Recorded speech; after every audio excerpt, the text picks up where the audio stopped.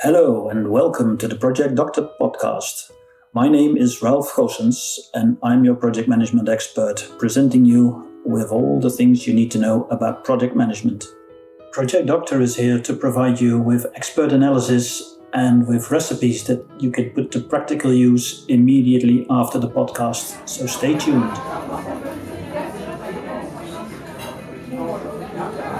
I'm very glad to hear that so many of you have already shown up. So let's get started right away. This is the fourth episode of the Project Doctor podcast. And we're going to do in this episode exactly what we're going to do in all of our podcasts, which is share project management expertise with you and provide you some recipes, stuff that you can put into practical use immediately. So in this episode, we're going to talk about the end user, the group that's always pivotal in achieving the goals of your project. There's three main things that we're going to cover. First, who actually are they? Then, what are their concerns? And lastly, but not least, how can you get them to make a change? Because end users must always go through a change of their daily routines, because they are the ones who need to incorporate the use of the deliverables of your project in their daily activities. So that's the core reason why change management is a key competence for any project manager. So have you ever been afraid of end user resistance in your project? Then keep listening to learn something on how to handle that. We will be sharing some insights and recipes on the pivotal role of the end users for your project success, on understanding the end user community, and we'll describe an approach to managing the change that end users have to make. Please go to projectdoctor.online to download the extras that will show you some key tools that we'll be discussing in this podcast.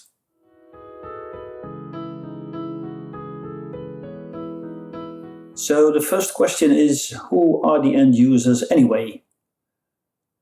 They are supposed to be the beneficiaries of the project, the ones who will receive the deliverables and need to work with them and from that benefit from it. In many cases, of course, it will be quite clear who the end users are. If you're building and implementing a new ERP system or a new commercial website or a new bridge for that matter, it seems to be quite clear who the end users are. But attention,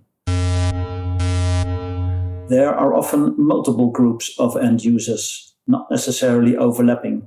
For instance, for your webshop, it will be the customers on the one hand, who are the end users of the front-end system, but you'll also have the finance and marketing and logistics people of your company, who are the end users of the back end of that same system.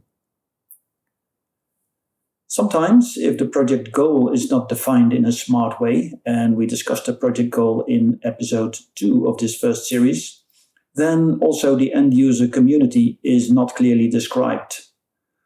As an example, and I've come across this for sure, if a community project defines the goal as reduce youth and unemployment, then the group of end users is basically all youth.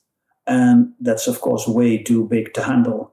So the goal should have been defined as to create a job for 10% of those inhabitants of City X who are between 16 and 23 years old, without a school diploma and without a job. So if that were the description of the goal of the project, then it automatically defines the end user community that needs to benefit from the deliverables of the project.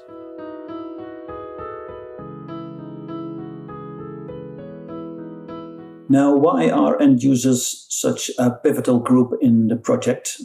It is because it's through them that the actual value of the project is actually derived, because they are the ones who are getting the deliverables and need to make use of them somehow, and only by making use of the deliverables of the project will the value in the end be realized.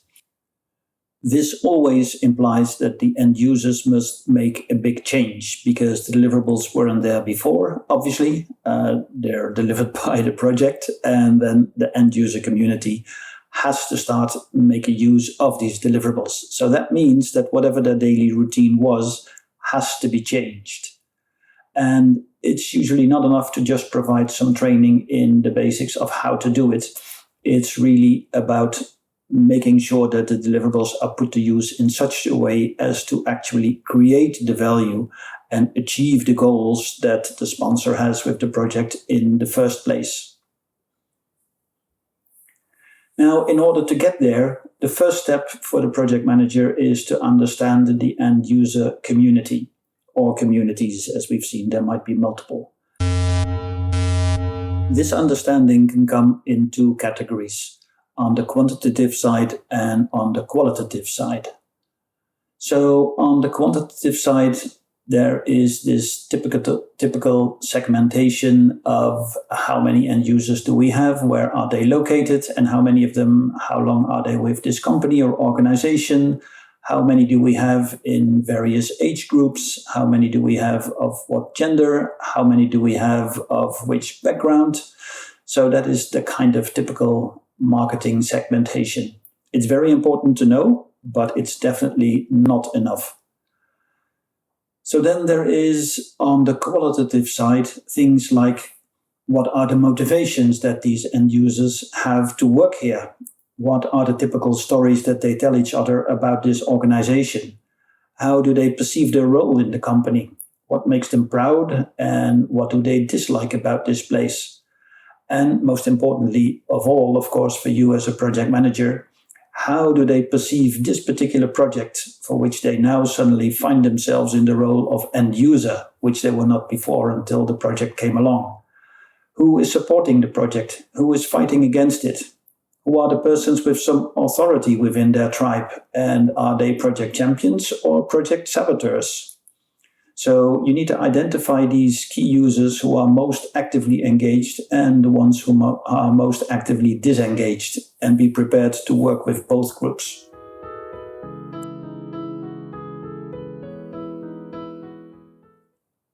I recall a project where there was one person who was very, very much against the project that I was in charge of. We were implementing a new human resources system, and this person was fighting it with all the tricks that he could bring to the table. He was quite popular with many of his colleagues, so he was dragging a fair group of them along with him in his resistance. It really took a while for me to find out that he was mainly afraid that he would not receive the proper training in the new system, which admittedly was a bit more complex than the old one that was being replaced because it had many more and broader functionalities. Now, the reason for this guy's fear was that in a previous major project, the whole department had been left behind without proper training, and they had been struggling with that quite a lot as a result. So naturally, in this project, he was fearing that the same thing might happen, and he was putting his heels firmly into the sand. So only after the sponsor himself convinced this person that it would not be the case in this project, he did not really become engaged, but at least he dropped his active resistance to the project. So what we learn from this story is that it is important to understand the concerns that the end users have. Understanding the concerns is crucial to getting any commitment. Only if the end users feel that their concerns are understood and that they're really taken into account will they be willing to cooperate and to actually go through a change.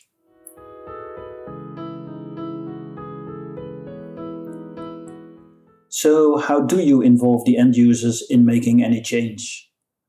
One quite popular model that you might have heard of is the three-phase thing called Unfreeze, Change, and Refreeze model. Now, personally, I don't like this at all. It seems to me to be way too simplistic, or maybe rather a completely wrong metaphor, because it doesn't say anything about how to unfreeze or how to change or how to refreeze.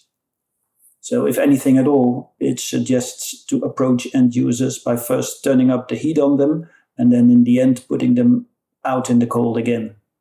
Not very good. A much better approach seems to me the change lemniscate.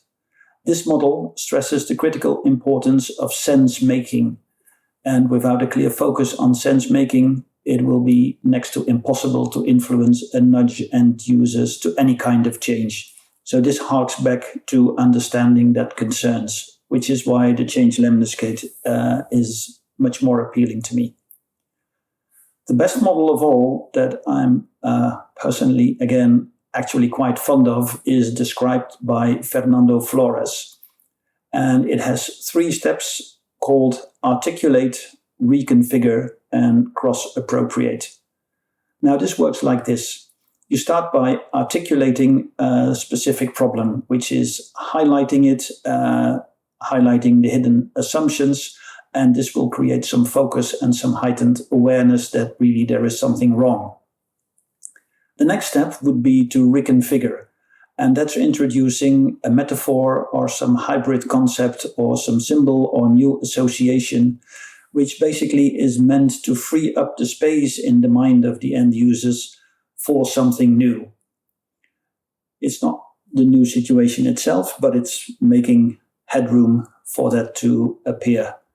And the third step is to cross-appropriate, which is basically to reframe the new situation in terms of something that is already familiar.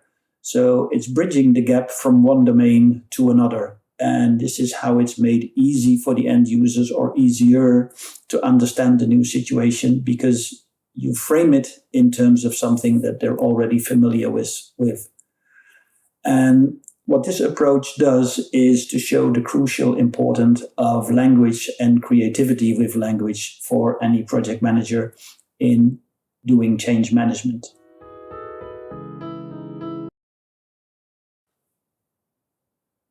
Let's clarify this with a very concrete example. For instance, the sponsor could give a talk to the end user community saying stuff like, our company is really lagging behind the competition, and we provide our customers with quotations for their make-to-specification orders very, very late.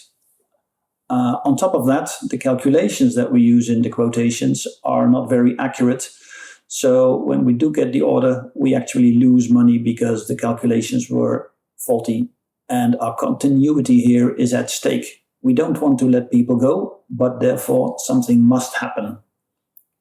So this part of the speech would be the articulation of the issue, and the end users start understanding that there is a real problem and that it really impacts them via their job security. And this aspect makes it personal to them, so they get an involvement.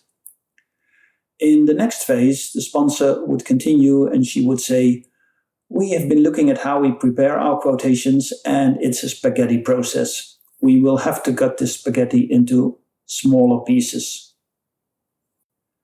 And you can see that here she is actually introducing a metaphor, the metaphor of the spaghetti, which a process, of course, is not really. You cannot eat it. You cannot put grated cheese on the process. So the spaghetti thing is a metaphor, but everybody understands it. It means that things are really tangled here. They're too complicated, not streamlined at all. So this starts to reconfigure the problem, and it frees up the mind of the users to start thinking about their work processes as something that could indeed be untangled and improved. Then finally, the sponsor might continue with her speech and say, with our new ERP system, we plan to introduce an assembly line workflow where we will prepare our quotations the way that cars are built. And for every step, we will have a specialized team doing their part of the job, handed over to the next team, and with quality checks on the way. And in this way, we can increase both the speed and the accuracy of our quotations. And this final part of her speech is the cross-appropriation. The work process is actually conceptualized as an assembly line, which in reality it is not, because it's about quotations and not about cars. But it's a model that people are familiar with, and it's a way to make them understand how the change is going to take place and what the future of their work process might look like.